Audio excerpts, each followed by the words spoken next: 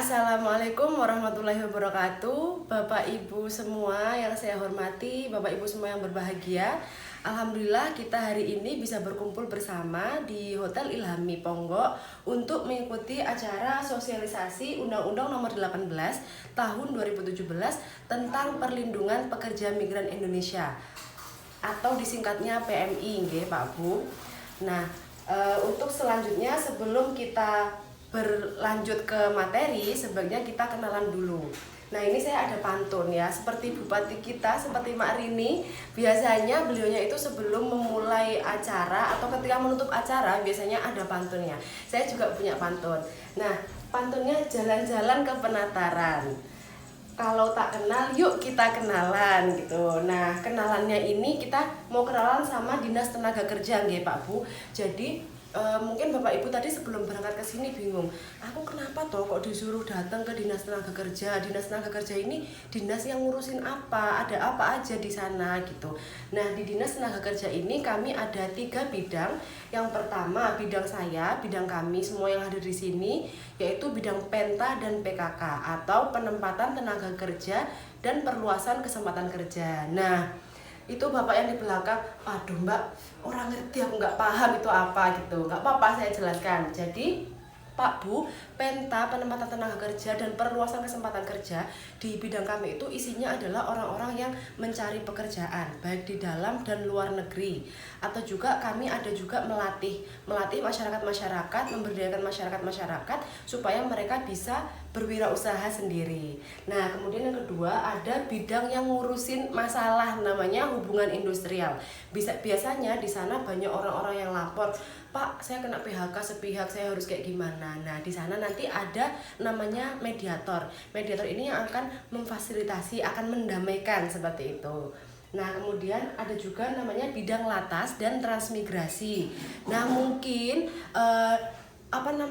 dari warga Bapak Ibu ini ada yang, Pak, aku ini kok susah cari kerja di Jawa, wes aku tak ikut transmigrasi saja. Nah, Bapak Ibu bisa membantu warganya untuk mendata, datanya dikirim ke kami, nanti kami rekap untuk diikutkan program transmigrasi. Seperti itu. Jadi, sudah dipahami nggih Pak Bu, di kami ada 3 bidang. Yang pertama bidang Penta, singkatannya Penta, tempat orang mencari kerja. Yang kedua, bidang hubungan industrial, tempatnya orang bermasalah, tempatnya orang menyelesaikan masalah. Yang ketiga, bidang orang-orang yang mau ikut transmigrasi. Nah, selanjutnya, ini tadi kita balik lagi ke awal, kan kita mau membahas UU 18 2017 tentang perlindungan pekerja migran Indonesia. Mbak, apa itu PMI? Ngertiku PMI itu Palang Merah Indonesia gitu. Nah, jadi dan kenapa kok kepala desa yang diundang ya gitu. Jadi gini Bapak Ibu, di Undang-Undang 18 ini Bapak Ibu semua ini kan kepala desa atau perangkat desa ya.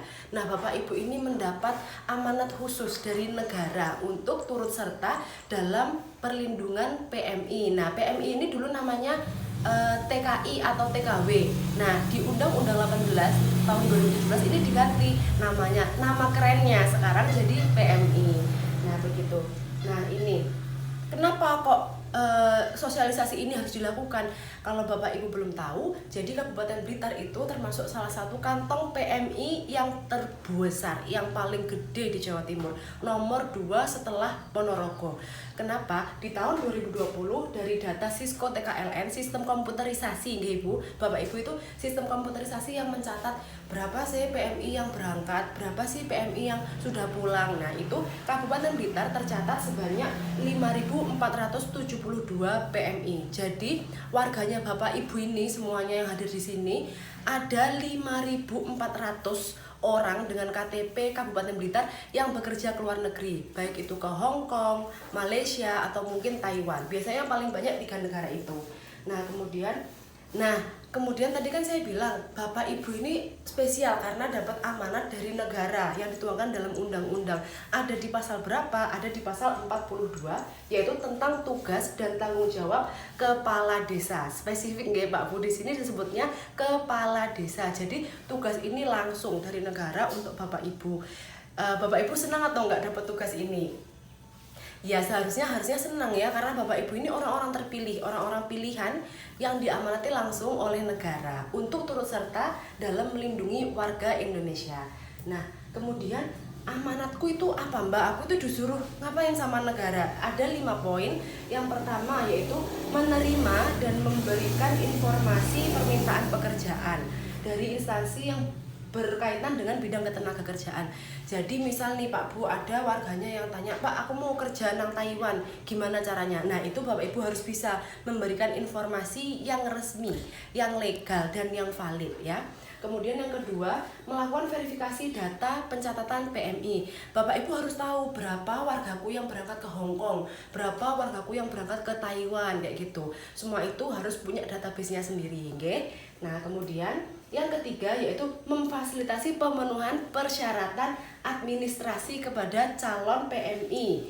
Nah, ini yang poin paling penting. Biasanya PMI itu sebelum berangkat itu minta namanya surat rekom izin keluarga. Nah, surat rekom izin keluarga ini harus ditandatangani dan stempel oleh kepala desa. Nah, sebelum mereka minta tanda tangan ke kepala desa, mereka harus minta surat rekomendasi ke dinas.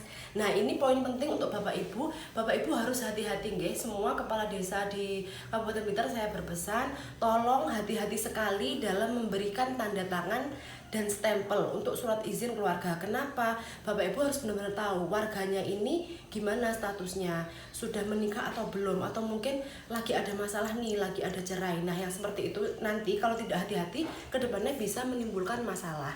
Dan satu lagi yang harus diingat juga, mereka harus memiliki surat rekom yang dikeluarkan oleh dinas. Jadi sebelum Bapak Ibu tanda tangan, ditanyain dulu, Mbak, sudah ngurus rekom ke Dinas Tenaga Kerja? Kalau belum, di stop dulu, disuruh ngurus suratnya dulu, karena prosedur yang benar adalah mereka harusnya ke dinas, baru ke Bapak Ibu, baru ke kepala desa, gitu nggih. Kemudian yang selanjutnya yaitu melakukan pemantauan keberangkatan dan kepulangan. Nah, ini Bapak Ibu juga harus tahu warganya ini berapa yang berangkat ke Taiwan. Terus ini mas 2 tahun kok nggak pulang-pulang. Nah, itu Bapak Ibu harus tahu nggih, harus, karena itu adalah salah satu bentuk perlindungan juga. Nah, gitu ya. Jadi di Taiwan itu kontraknya, di Hong Kong sama Taiwan itu kontraknya 2 tahun. Lah misalkan 3 tahun ini nggak pulang, atau 4 tahun, 5 tahun nggak pulang, wah ini kenapa ini warga saya? Apa perpanjang kontrak, atau ada masalah, atau sakit di sana, kayak gitu. Bapak Ibu harus juga ikut memantau nggih, bersama dengan Dinas Tenaga Kerja. Nah, kemudian tugas yang selanjutnya, yang terakhir, yaitu melakukan pemberdayaan bagi para pekerja atau calon pekerja migran Indonesia.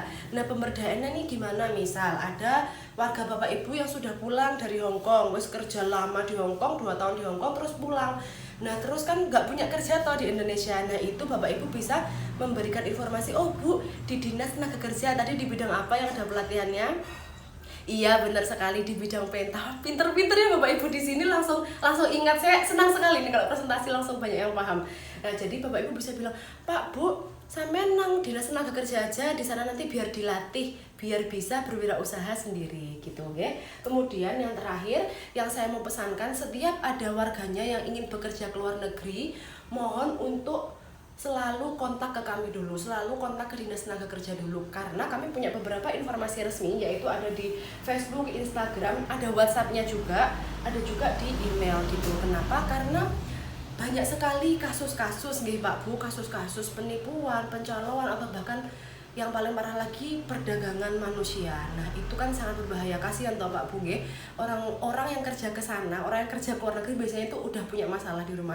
Mereka niatnya ke sana itu adalah untuk mencari kehidupan yang lebih baik. Nah, kalau sampai mereka ketemu dengan calo, dengan agen yang kurang bertanggung jawab, yang cuma mau uangnya saja, kan kasihan. Makanya tolong diingatkan, tolong dipesani juga kepada warganya yang mau berangkat, Pak Bu, ke Dinas Tenaga Kerja dulu gitu nggih. Nah, sekian presentasi dari saya. Ada kurang lebihnya saya mohon maaf. Terima kasih Bapak Ibu semuanya. Wassalamualaikum warahmatullahi wabarakatuh.